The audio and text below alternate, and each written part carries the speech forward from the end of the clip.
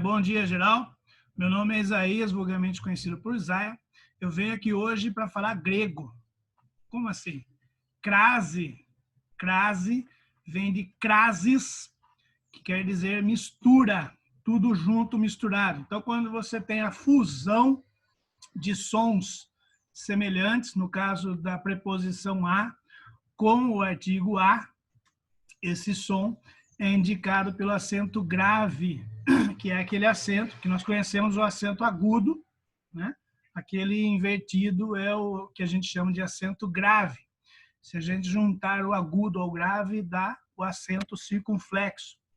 Então, hoje nós vamos falar de uma consequência da regência, tanto nominal quanto verbal, para entender um pouquinho dessa mistura, né? Dessa fusão que a gente chama de crase. Então, por exemplo, eu tenho um verbo, o verbo ir. Vou a algum lugar. Esse a é uma preposição. O lugar é um substantivo feminino. Então, eu tenho escola. Eu digo a escola. Esse a que acompanha o substantivo escola é um artigo. Aí eu tenho, então, vou a algum lugar e esse lugar é a escola. Aí tem o a do vou, do verbo ir, preposição, mais o a, artigo, que acompanha a escola. Então, na verdade, ficaria vou a escola. E aí, esses dois sons, que são iguais, mas a função, né, da letra A, que tem a palavra preposição a palavra artigo feminino a, eu vou fundir, vou misturar, vou crasear. E aí, é esse o significado do grego, da palavra crase. E aí eu escrevo, ou eu falo, vou à escola. Né? Mesmo que você fale vou na escola, mas a regência pede a preposição a. Então, vou à escola. Como que eu sei que aí tem a preposição mais a artigo? Indicando pelo acento grave. Então, é por isso que tem aquele acento, porque ali tem a fusão desses dois elementos, preposição mais artigo. É fácil perceber isso se você mudar o substantivo.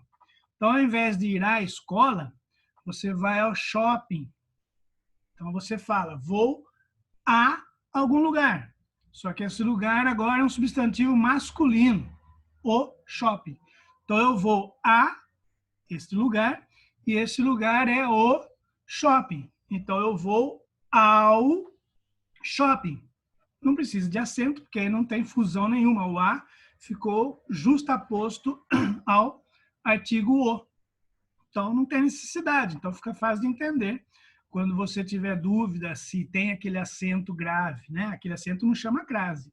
O processo chama crase. O acento se chama acento grave. Para você saber se usa ou não, esse é um bom exercício para você perceber. Substituir o substantivo que vem depois por um nome masculino.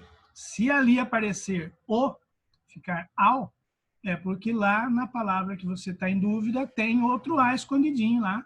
Então, a expressão, né, tem esse a com acento grave, indicativo de crase.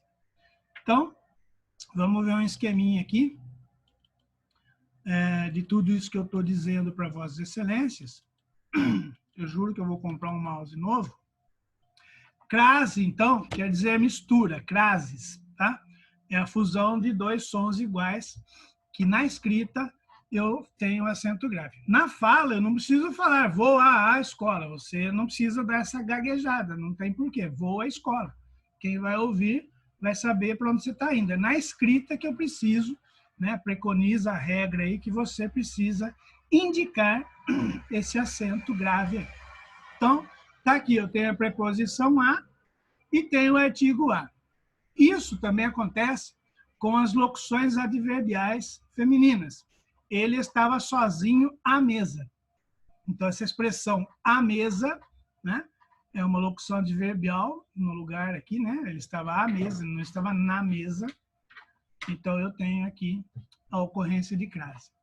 Isso é uma locução adverbial. temos uma locução prepositiva, à espera de um milagre, né? Então, essa expressão, à espera, sempre vai ter o acento grave. Ele estava à espera de sua nota. Então, vimos locução adverbial, locução prepositiva, tem a locução conjuntiva. Esses casos que eu estou citando aqui para vocês, eles são cristalizados. Tem sempre acento grave.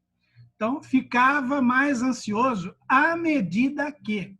A expressão à medida que é uma locução conjuntiva, tem a conjunção que, então tem sempre o acento no A de à medida que. Então, ficava ansioso à medida que o vestibular se aproximava. Também continua tendo acento quando a palavra subentendida, né, está ali implícita. Por exemplo, globo é uma palavra masculina, o globo. Só que eu estou me referindo à emissora, à TV, né?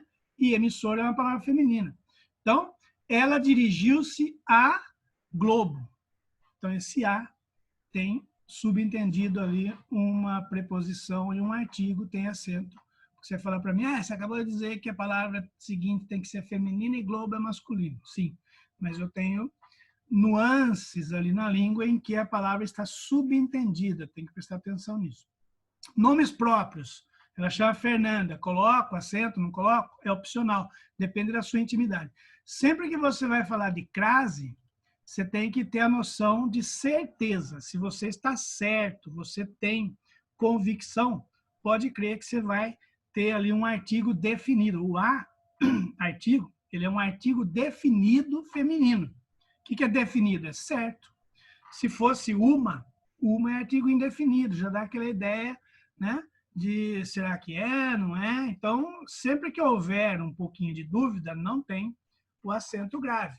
Se eu estou dando ali uma coisa certa, né? No caso aí da palavra que se refere ao nome próprio, eu coloco ou não, mas eu posso acentuar, né? Com acento grave, usar o acento grave, porque eu tenho já uma certa aproximação com a pessoa, tal. Possessivos femininos, mesma coisa. Minha mãe, né? Para topônimos, né? Você não tem certeza se você vai a Campinas e esse A tem o acento grave ou não. É porque o verbo é ir, né?